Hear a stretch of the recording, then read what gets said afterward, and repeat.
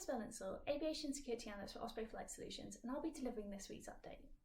In a positive development this week, the UK became the first country in the world to approve the Pfizer vaccine for general use, and on Tuesday became the first European country to begin administering COVID-19 inoculations.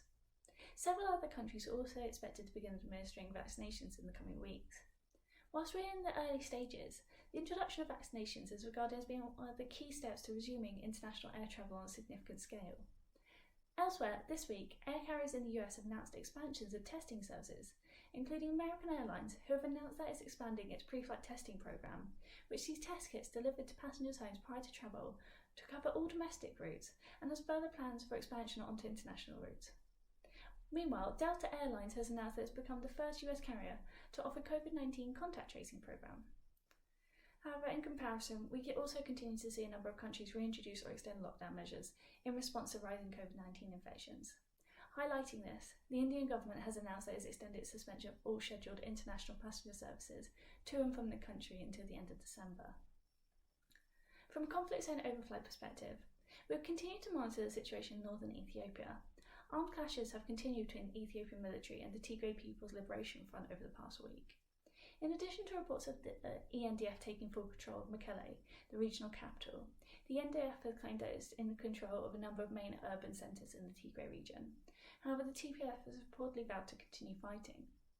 As such, the airspace over the Tigray region remains effectively closed through 2020, with the extension of NOTAMs related to FIR Addis Ababa, FIR Asmara and FIR Khartoum closing several waypoints and ATS routes, and the continued cancellation of flights at airports in the Tigray region.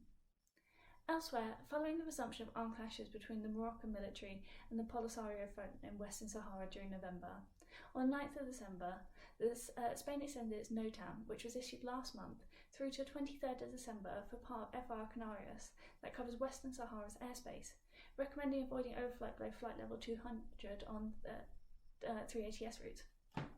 Since the resumption of clashes, Moroccan military drone activity over Western Sahara has been reported, and mortar artillery fire has been reported on a number of occasions along the Western Sahara demilitarised zone.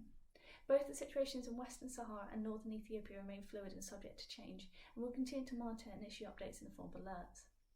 We've also issued alerts recently concerning recent and upcoming elections in the African continent. This includes in Cameroon, Ghana, the Central African Republic, Niger and Uganda. Demonstrations relating to the elections could impact ground transportation to and from international airports, particularly in the capitals. Thank you for listening to this week's update. Please sign up to our LinkedIn page to receive further updates, as well as our free Osprey Open platform.